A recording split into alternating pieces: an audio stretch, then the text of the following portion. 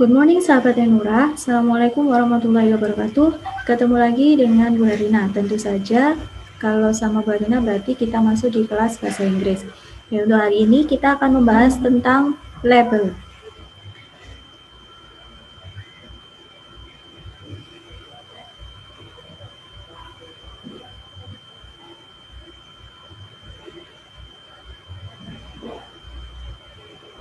Nah, label. Apa sih yang kalian ketahui tentang label? Ya, label ini biasanya kalian temukan di suatu produk, entah itu produk makanan, minuman, maupun obat. Nah, biasanya dalam label itu berisi tentang komposisi dari produk tersebut, kemudian kandungan nutrisinya, apa saja yang terkandung dalam produk tersebut, kemudian cara penyimpanannya, kemudian kalau misalkan dalam obat, cara mengkonsumsi obat tersebut, jumlah dosis yang harus dikonsumsi oleh pembaca mengenai obat tersebut. Jadi biasanya kalau dalam obat kan misalkan untuk usia sekian dosisnya harus misalkan setengah tablet, 1 tablet, seperti itu. Itu namanya label. Nah, untuk lebih jelasnya kita lihat contoh soalnya ya. Nah, di sini Berina punya contoh label yaitu Vapodrops Cough. Nah, di sini Vapodrops Cough New Lozenge Fix. Jadi bentuknya seperti tablet. Ya, jadi di sini ada sebuah label tentang obat. Nah, di situ ada yaitu keterangan obat ini bisa menyembuhkan penyakit apa saja. Di situ yang pertama untuk meredakan batuk, relief cough, kemudian clear blocked nose, hidung yang tersumbat, kemudian sore throat, sakit tenggorokan. Kemudian di situ juga ada dosis. Jadi untuk hanya obat ini bisa digunakan untuk dewasa sama anak-anak yang usia di atas 6 tahun. Jadi kalau di bawah 6 tahun tidak diperbolehkan untuk mengkonsumsi obat ini. Kemudian di situ juga dijelaskan tentang kandungan dari obatnya ya. Di situ ada licorice, ginger, kemudian ada menthol, ada Indian gooseberry, kemudian cara penyimpanannya seperti apa sudah dijelaskan di label tersebut. Jadi kalau kalian menemukan contoh label obat yang lain, nanti kalian bisa amati obat label itu kandungannya apa saja sih, labelnya tentang apa. Nah, dari label ini Ibu punya contoh soalnya. Kita bahas contoh soalnya ya. Nah, soal yang pertama, what is the advantage of reading the medicine label? Jadi maksud dari pertanyaan ini adalah keuntungannya apa sih yang diperoleh pembaca setelah membaca label obat tersebut. Nah, jadi pada umumnya, ya seperti yang kita ketahui, label ini dengan disediakannya label atau dengan tersedianya label, pembaca ini bisa mengetahui informasi secara detail, informasi secara rinci tentang kandungan yang terdapat dalam produk tersebut. Jadi setelah kalian tahu kan, oh jadi kandungannya seperti ini, kalian bisa tahu. Misalkan kalau tentang label tentang obat, oh obat ini bisa digunakan untuk menyembuhkan penyakit ini. Kemudian kalau makanan, kira-kira kalau kalian pengen tahu nutrisinya apa saja sih yang terkandung. Nah, jadi keuntungan pembaca setelah membaca label obat tersebut apa? Sekarang kita lihat pilihan yang pertama. To know detailed information about it. Untuk mengetahui informasi tentang obat tersebut. Sesuai atau tidak?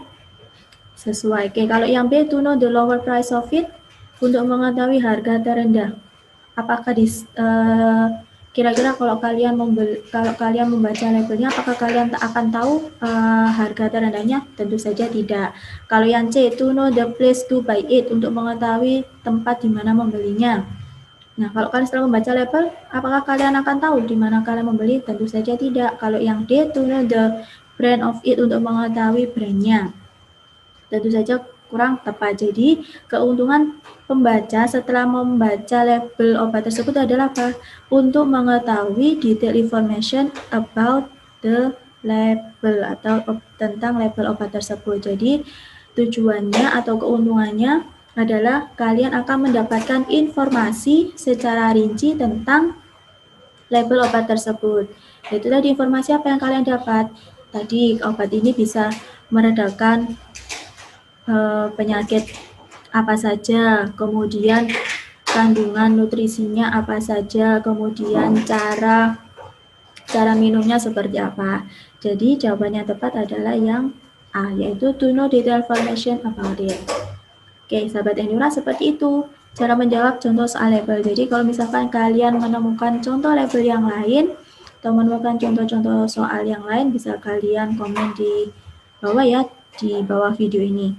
Oke, cukup sekian untuk materi label hari ini. Semoga apa yang Bu Erlina sampaikan bisa bermanfaat untuk kalian ya. Jangan lupa like, comment, and subscribe. Bye-bye. Wassalamualaikum warahmatullahi wabarakatuh.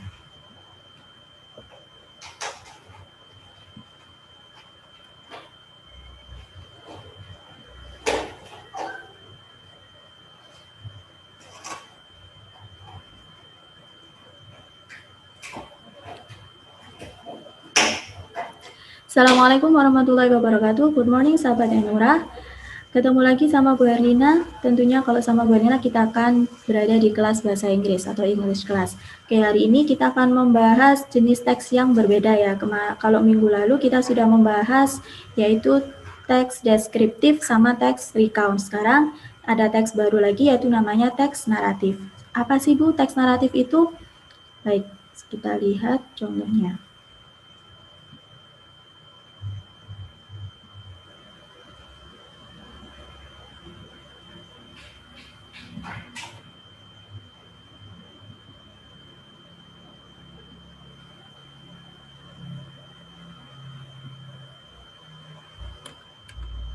Oke, naratif teks ini adalah sebuah teks yang bertujuan untuk menghibur pembaca atau pendengarnya. Karena tujuan menghibur berarti jenis teksnya ini biasanya berbentuk yaitu contohnya dongeng, kemudian ada legenda, ada myth, kemudian ada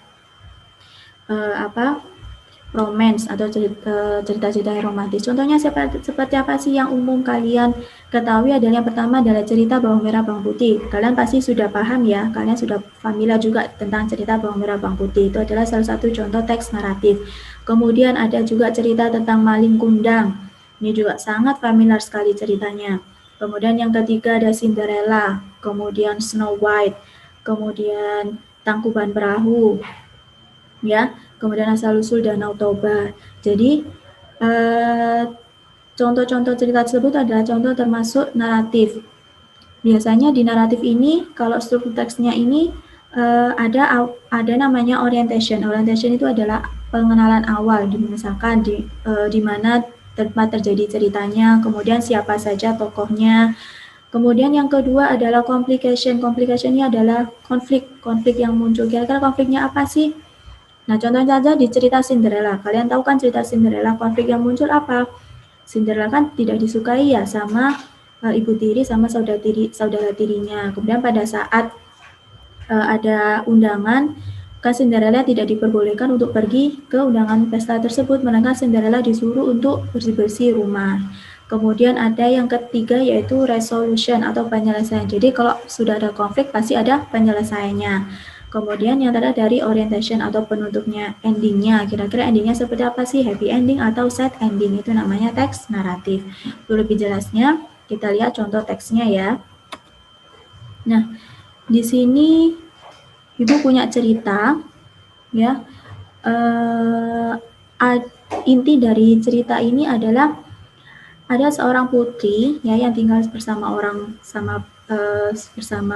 kedua orang tuanya. Putri ini diberikan sebox atau sekotak perhiasan. Nah, si putri ini ingin terlihat cantik di depan siapapun. Akhirnya si putri ini mempunyai rencana agar dia terlihat cantik. Caranya apa? Perhiasan yang diberikan sama orang tuanya tadi ditaruh di beberapa helai rambutnya. Jadi biar orang lihat ini loh kalau aku tuh cantik. Nah, tapi kedua orang tuanya ini tidak menyetujui rencana si anaknya. Kedua orang tuanya ini menasihati kecantikan itu tidak terlihat dari banyaknya perhiasan yang kamu pakai, melainkan dari kelakuan baikmu. Nah, mendengar nasihat itu si putri sangat marah. Akhirnya sekotak perhiasannya itu dikembalikan ke orang tuanya. Nah, dan dia berkata, untuk apa kamu memberikan kotak perhiasan ini kepadaku, seperti itu. Kemudian pada saat si putri ini mengembalikan kotak perhiasannya ke orang tuanya, si ayahnya sangat marah dan berkata kepada si anaknya, betapa tidak beruntungnya kamu. Akhirnya tiba-tiba rantai kerajaannya ini retak. Ya, kemudian muncul air. Nah, pada muncul air ini, airnya ini warnanya macam-macam. Karena apa? Karena itu tadi ya, gara-gara si kotak perhiasannya tadi. Nah, karena warnanya sangat bermacam-macam, akhirnya muncul akhirnya kan karena banyak air ya, akhirnya kan menjadi danau lah. Akhirnya danau tersebut diberi nama Telaga Warna. Jadi intinya cerita ini adalah asal-usul dari Telaga Warna. Jadi termasuk jenis legenda atau legend. Nah, dari cerita ini Bu Rina punya contoh soalnya. Kita lihat. Nah, contoh soal yang pertama, what moral value is conveyed in the story above? Moral value di sini maksudnya adalah pesan moral. Jadi biasanya kalau di naratif teks itu ada moral value atau pesan moral atau amanat yang bisa kalian ambil dari cerita tersebut. Nah, seperti yang baru sampaikan tadi, kita bisa menarik kesimpulan atau kita bisa mengambil amanat dari apa yang saran yang disampaikan oleh kedua orang tua si putri tadi. Orang tua putri tadi kan bilang kecantikan itu tidak diukur dari fisik, maksudnya gini, apa yang kamu pakai, melainkan dari kelakuan baikmu. Nah, dari pilihan A sampai D ini kira-kira mana sih yang tepat? Nah, kita lihat untuk pilihan yang A dulu. Jewelry can cause someone better. Jadi perhiasan itu bisa menyebabkan seseorang menjadi lebih baik. Bagaimana? Tepat atau tidak? Kurang tepat. Parents will be happy if their daughter wears jewelry. Orang tua itu akan sangat bahagia jika anaknya menggunakan perhiasan. Betul atau salah?